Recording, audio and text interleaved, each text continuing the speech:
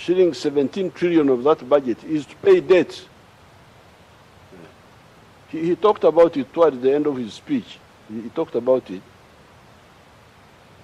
But it should be highlighted. The 52 trillion you are talking about, 17 trillion of it is to pay debts. Amabanja.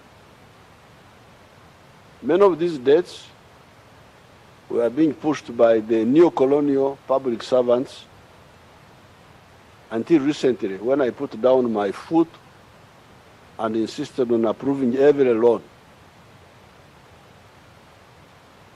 That's why you hear that these loans take time now to be approved, because I insisted I must approve of every loan, external loan.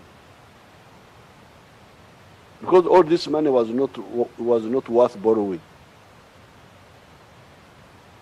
If you audit it, it was not borrowed for a good purpose.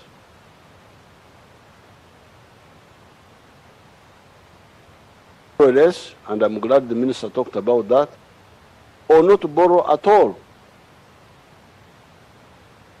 With the discipline, we do not have to borrow at all. URA is also still under collecting taxes. Those URA people, I saw Mr. Msingus there in the TV there, but they are also not doing a good work. Their tax GDP ratio of 13% is not serious. In Europe, countries like Holland, our tax GDP ratio of 39.7%. However, we say in our language here, ekitata muhima tekimala konte.